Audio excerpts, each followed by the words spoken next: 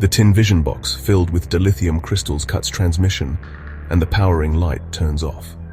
The silence highlights two giggling children's voices, heard from the southern side window of a tin hut.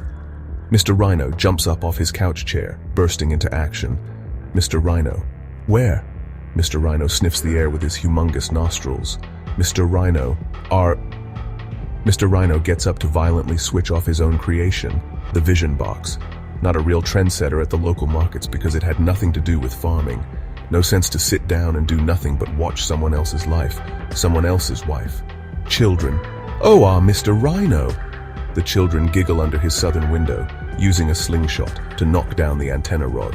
Mr. Rhino comes running, billowing angry screams. Mr. Rhino. Yo! Mr. Rhino comes crashing through the tin wall of his hut, smashing through it like a hulking mass in grey overalls. The explosion of temper sends shrapnel of metal-paneled walls and broken wooden frames flying with humorous rage, his nostrils flaring, eyes bulging, twitching his facular mucus. Mr. Rhino. I can smell you. I know you're there. Children laugh. Mr. Rhino. My favorite pastime activity cut short by some devious, devilish troll monsters bent on driving me crazy all of the time. The fake anger is met with the laughter of children, two daughters of Dracofi. Mr. Rhino jumps around them. Boom, boom, boom, as the ground shakes and rumbles. The two sisters laugh and giggle as the shaking intensifies.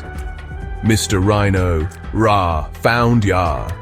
The sisters squall with laughter as Mr. Rhino picks them up and swings them around. The sisters smile ear to ear just as the prince did a long time ago when he played the same trick on Mr. Rhino. Later, Mr. Rhino clicks on the main power for his hut, lighting up the vision box. He watches stories of past and future constructed through his own experiments, a small metal box filled with purple dilithium crystals. He eats his organic wafers and cricket jam, a favorite pastime. But when realizing this was yet another story that crossed one reality, crossed the boundaries twice this week, channels being real. Mr. Rhino, real weak.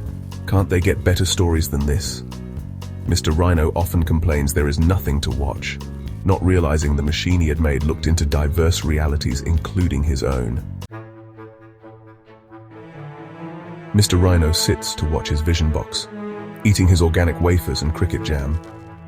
The dilithium crystals begin to tell a story of a black Buddha mountain that once sat dormant, now rising its arm to release the forces of all hellish might. The hordes of ugly orc Rikai, the bridge for Ashtasha to begin her reign of terror, lasting waste to love and beast alike. A vision, a warning, all will burn in smog and smoke. Mr. Rhino, shocked by what he sees, spits out his wafers and smashes through the wall with a thud, crash, boom, rushing, stumbling for his feet in such a panic he can barely keep his breath. The crystals had prophesied the demise of all that we know, all that is, all that would be, love destroyed by an abundance of festering hate. Mr. Rhino, a war is on the horizon.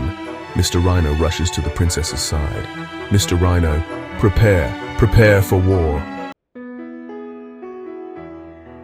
Mr. Rhino sits once again to watch his vision box, eating his organic wafers and cricket jam. The dilithium crystals charged in electronic power, the vision box begins to glow. Mr. Rhino, sitting comfortably, tunes into his favorite alternate dimension focused on a story of a young love that blossoms in a fresh romance. But like every story, this tale had twists and turns. Mr. Rhino is highly entertained, gripped with emotion as he watches on the edge of his decaying chair. The dilithium crystal's purple reflective glow tunes to reflect the life, loves, losses, and developments of this one particular life. Mr. Rhino watches the purple reflective glow detailing the life of Lucky Eliza, her name given by her older brother as compensation for being not a boy, born of Lucky, last child of the family. Years of watching the reflections show when the child first came home to her current moment. Lucky Eliza, a quietly spoken, observant, patient, and calm with intellectual calmness, not to be mistaken for weakness. Mr. Rhino is intrigued by this individual's life, gripped with emotion, feeling a connection as if this were the child he never had. Mr. Rhino continues to watch the vision box detailing the life of Lucky Eliza and Joe Jameson. Their love story unfolds, from their first meeting, to their shared adventures and eventual marriage. Together, continuing to grow upon the unbreakable bond evident in every interaction. Every photo framed or on a phone, letters to each other, all evidence in abundant love shared beyond lifetimes. Mr. Rhino watches, filled with admiration, feeling a connection through the crystal's purple glow.